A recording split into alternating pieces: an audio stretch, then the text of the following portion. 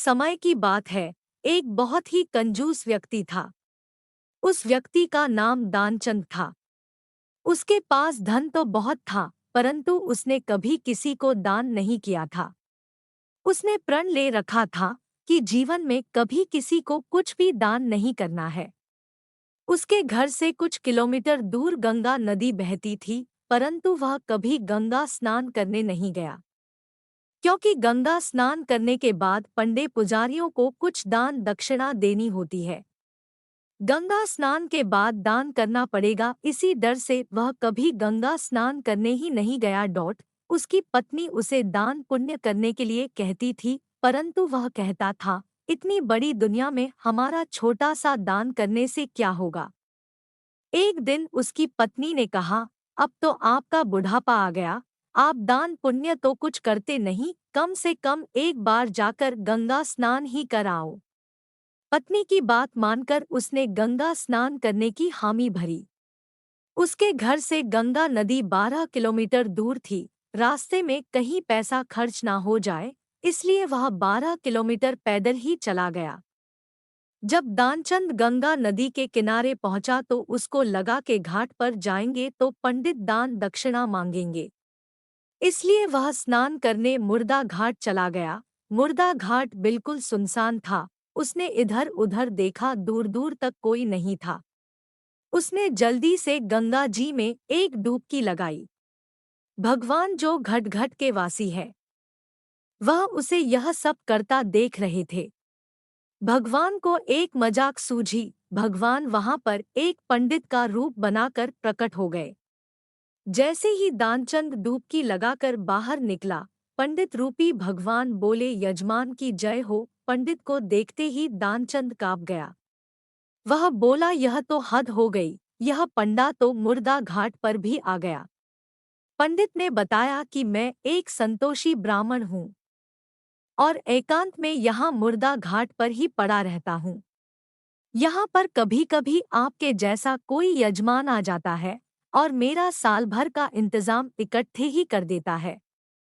आज आप आए हैं, आपको मेरा 1 वर्ष का इंतजाम करना है। दानचंद बोला, मैं इतना दान नहीं कर सकता। पंडित बोला, दान तो अपनी श्रद्धा के ऊपर होता है, इसलिए आप 6 महीनों का इंतजाम कर दो। दानचंद बोला, मैं 6 महीनों का इंतजाम भी नहीं कर सकता। पंडित बोला, तो 3 महीने। दानचंद बोला, नहीं। पंडित बोले, 1 महीने का ही कर दो। दानचंद बोला, मैं 1 महीने का तो क्या, मैं 1 दिन का भी इंतजाम नहीं कर सकता। अब पंडित ने कहा, आपको कुछ ना कुछ तो दान करना ही पड़ेगा, नहीं तो हम आपको जल से निकलने नहीं देंगे। थक हार कर दानचंद बोला, 1 आने का दान करूंगा, वह भी उधार। मेरे पास अभी तो कुछ नहीं है, इसलिए मेरे घर आकर 1 आना ले जाना। पंडित ने दानचंद को 1 आना दान करने का संकल्प दिलवा दिया। दानचंद ने सोचा, मेरा घर तो यहाँ से 12 किलोमीटर दूर है, यह पंडित 1 आने के लिए इतनी दूर थोड़ी आएगा, इसलिए वह संकल्प लेकर अपने घर आ गया।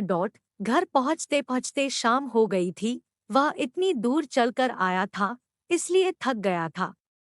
वह सोने ही जा रहा था, तभी उसके दरवाजे पर उस पंडित ने दस्तक दी। पंडित बोले, यजमान की जय हो। दानचंद की पत्नी ने दरवाजा खोला। वह पंडित को देखकर लौटी और दानचंद से पूछा, क्या किसी पंडित को कुछ देने की कहकर आए हो। दानचंद बोला, हाँ, मैंने एक पंडा को 1 आना देने का संकल्प लिया है। पत्नी बोली, वह पंडित जी अपना 1 आना लेने दरवाजे पर खड़े हैं। दानचंद ने सोचा, वो पंडित 1 आने के लिए इतनी दूर आ गया। दानचंद ने पत्नी से कहा, जाकर उस पंडित से कह दो कि यजमान बीमार है, इसलिए 3-4 दिन बाद आए। पत्नी बोली, 1 आने की ही तो बात है, दे क्यों नहीं देते। दानचंद बोला, मैं किसी को कुछ नहीं देने वाला, जाकर उससे कह दो कि यजमान बीमार है, इसलिए कुछ दिन बाद आए। पत्नी ने दुखी जैसा मुंह बनाया और पंडित से बोली, महाराज, मेरे पति आज इतनी दूर पैदल चलकर गए थे, इसलिए वे बहुत थक गए हैं और बीमार है, इसलिए आप 3-4 दिन बाद आना। पंडित बोला, धन मिले या ना मिले, लेकिन वे हमारे यजमान है। यजमान बीमार है और पंडा चला जाए, ऐसा नहीं हो सकता। जब तक वह स्वस्थ नहीं हो जाते तब तक हम यही रहेंगे। हमारा यहाँ रहने का इंतजाम कर दो। हम यहीं पर प्रसाद बनाएंगे और यहीं पर भजन करेंगे और यहीं पर प्रसाद ग्रहण करेंगे। पत्नी लौटकर गई और उसने दानचंद को सारी बात बताई कि वह पंडित कह रहा है, जब तक आप ठीक नहीं हो जाते वह यही रहेंगे। पत्नी बोली, इससे तो अच्छा उन्हें एक आना देकर रवाना करो। दानचंद बोला, एक आना क्या, ऐसे ही आता है। मैं उस पंडित को कुछ नहीं देने वाला। तुम जाकर उस पंडित से कह दो कि यजमान मर गए। ध्यानचंद को योग का अभ्यास था, इसलिए वह सांस रोककर पड़ गया। पत्नी गई और उसने रोकर पंडित से कहा कि वो मर गए, अब तो जाओ। पंडित बोले, अरे राम राम, यजमान चला गया। जब तक उसका अंतिम संस्कार ना हो जाए तब तक हम कैसे जा सकते हैं। पंडित जी बोले, तुम महिला कहाँ भटकती फिरोगी।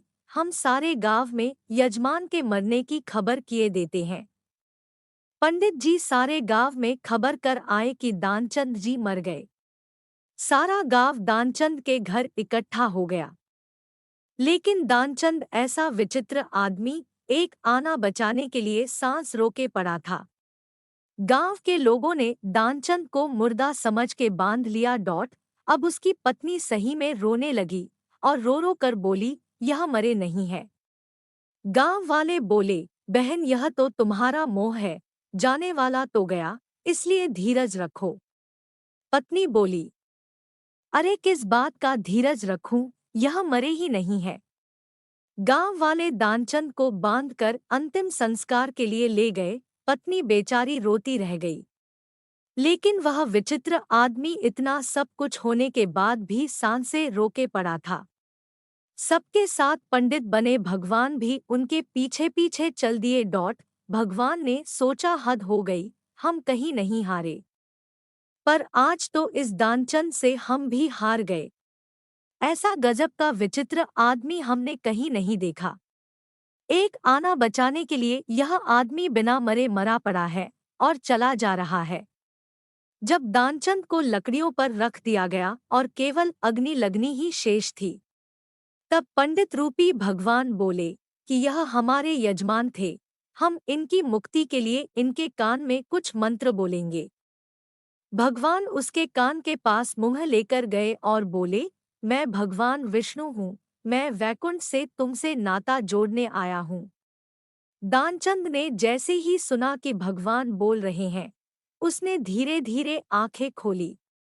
लेकिन जैसे ही उसने देखा कि यह तो पंडित है, उसने फिर से आंखें बंद कर ली। भगवान बोले, हम हार गए, हम तुमसे कुछ नहीं लेंगे, तुम ही हमसे कुछ मांग लो। दानचंद धीरे से बोला, वह एक आना छोड़ दो बस।